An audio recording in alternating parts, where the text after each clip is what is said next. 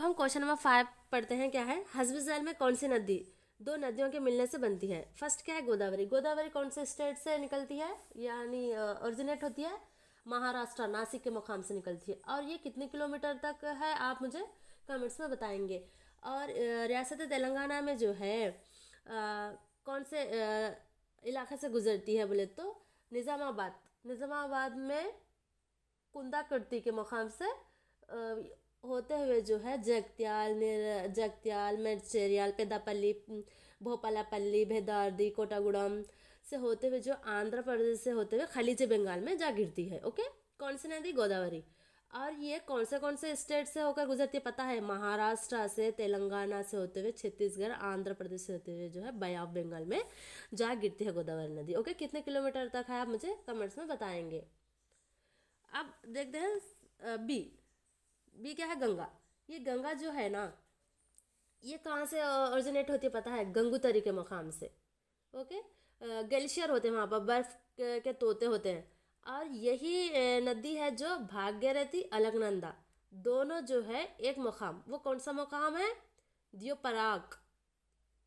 द्योपरयाग के मुकाम पर मिलने से जो है दरियाए गंगा की तश्कील होती है। और ये कितने किलोमीटर तक फैली हुई है? 2525 किलोमीटर तक फैली हुई है गंगा। ओके, गंगोत्री से निकलती है, ये एग्जाम में पूछा जाता है, आपको याद रख लीजिएगा। दो नदियाँ यही है। ओके, इसका सही ऑप्शन बी होगा। अब हम ब्रह्मपुत्र के बारे में थोड़ा बहुत देख लेते हैं। ये ब्रह्मपुत्र कहाँ से ओरिजिनेट होती है पता है? तिब्बत के मुकाम, मानसूर के करीब, कैलाश पहाड़ी के चिंपायंग दजंग, और जो है मशरकी सिमत बहती है, मशरकी सिमत बहती है। ओके, और इसको ब्रह्मपुत्र हिंदुस्तान में कहा जाता है, आसाम में दियापांग कहा जाता है, और जो है तिब्बत में क्या कहा जाता है पता है आपको? तसामपो कहा जाता है। ये ब्रह्मपुत्र, गंगा और जो सिंध, दरिया सिंध के बारे में एक अच्छे से मैं तफसील से समझाने की कोशिश करूँगी इंशाल्लाह। किसको किसको चाहिए आप मुझे कमेंट्स में बताइए। ओके, अब देखते हैं सिंध नदी के बारे में। दरिया सिंध मैं आपके जरिए समझाने की कोशिश करूँगी वहाँ पर। ओके, दरिया सिंध जो है मानसरो झील के करीब से तिब्बत के कैलाश के दरिया सिंध शुरू होती है। ओके, और ये तिब्बत से मगरबी रास्ता अख्तियार करते हुए जम्मू कश्मीर में दाखिल होती है। हिंदुस्तान में जो है इसके कितने माउन नदियाँ हैं? कितने माउन नदियाँ आप बताएंगे?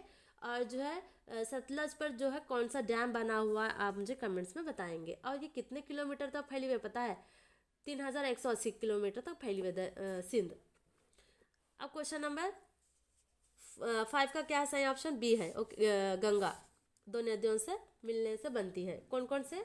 अलकनंदा, भागीरथी।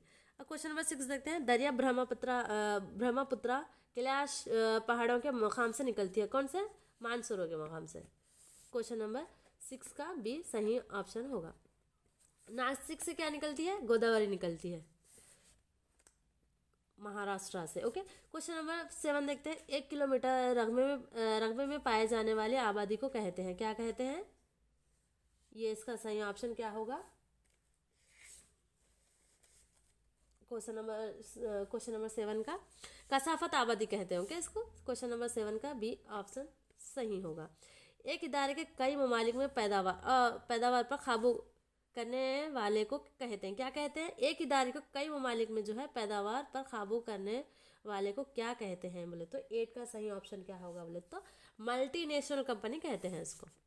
क्वेश्चन नंबर 9 देखते हैं। हुकूमत ख़ज़ाए अजनास को अवाम तक जायज़ तरीके से सरबराह करती है? कौन से इसे जो है सरबराह करती है? क्वेश्चन नंबर 9 का क्या होगा सही ऑप्शन? बी होगा, अवाम तकसीमी निज़ाम। क्वेश्चन नंबर 10 देखते हैं। उत्तराखंड में जो आगाज़ की गई चिपको तहरीक का मकसद क्या था? जंगलात का तहफ़्फ़ुज़ था, या फिर जो है ज़मीन का तहफ़्फ़ुज़ था, या फिर जो है दरियाओं का तहफ़्फ़ुज़ था, या फिर जो है ज़राई तरक्की था? इसका सही ऑप्शन जो है जंगलात का तहफ़्फ़ुज़, जो चिपको तहरीक से शुरू हुआ था। अब क्वेश्चन नंबर 11 देखते हैं। हिंदुस्तान में जुमला अशिया की खिदमत की पैदावार की कद्र है। ओके, अब यहाँ पर जो है थोड़ा बहुत समझने की कोशिश करते हैं। जीडीपी क्या होता है ये, और जो एनडीपी क्या होता है। हिंदुस्तान में जुमला अशिया की खिदमत की पैदावार की कद्र होती है बोले तो अब हम सबसे पहले जीएनपी देखते हैं। जीएनपी क्या है? ये इसको ग्रॉस नेशनल प्रोडक्ट कहा जाता है। ये खाम कौमी पैदावार है। एक साल की मुद्दत में जो है मैशियत पैदा करदा तमाम मुकम्मल अशिया खिदमत की खदर ली जाती है इसमें, जिसको क्या कहा जाता है, जीएनपी कहा जाता है। ओके, अब देखते हैं जीडीपी। जीडीपी क्या है ये, इसका full form gross domestic product. Okay, खाम घरेलू पैदावार इसी को कहा जाता है, खाम घरेलू पैदावार जीडीपी। किसी मुल्क में एक साल के दौरान पैदा करदा तमाम अशिया जैसे खिदमत आते हैं, खिदमत की बाजारी कद्र को जो है खाम घरेलू पैदावार कहते हैं। ओके, यहाँ पे सवाल क्या पूछा, हिंदुस्तान में जुमला अशिया की खिदमत की पैदावार की कद्र ली जाती है। ओके, क्वेश्चन नंबर 11 का सही ऑप्शन यही होगा, खाम घरेलू पैदावार। ओके, अब यहाँ एनएनपी समझने की कोशिश करते हैं। इसको क्या कहते हैं पता है, नेट नेशनल प्रोडक्ट कहते हैं, नख्त कौमी पैदावार उर्दू में जिसे कहा जाता है। ये क्या होती है पता है, नख्त बोलो तो नगद दी जाने वाली, नगद कौमी पैदावार से मुराद एक साल के दौरान जो है पैदा करदा तमाम अशिया खिदमत की बाजारी कद्र ली जाती है। ओके, इसमें जो है अखराजात नहीं किए जाते, अखराजात जो करते हैं ना वो नहीं किए जाते, इसको सॉरी एनएनपी कहते हैं। इसका सही 11 का सही ऑप्शन क्या होगा, ये होगा जीडीपी, खाम घरेलू पैदावार, ग्रॉस डोमेस्टिक प्रोडक्ट। अब देखते हैं क्वेश्चन नंबर 12, इनमें कौन सा गलत जुमला जो है गलत है, इनमें कौन सा जुमला गलत है। गरम मकामात ख़त इस्तिवा के करीब है, यहाँ पे गलत पूछा है, सवाल को अच्छा पढ़ना भी बहुत ज़रूरी होता है। ओके, ये तो सही है, ख़त इस्तिवा के मकाम पर जो है गर्म हवा होती है, बिल्कुल सही। भी क्या है, आर्टिक इलाका मुंतज़ा हारा के जुनूबी इलाके में है, हाँ ये भी सही है।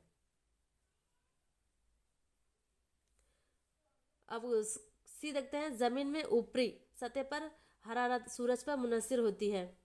अब डी क्या है, जैसे जैसे हम ऊपर जाते हैं दर्जे हरारत में इजाफा होता है।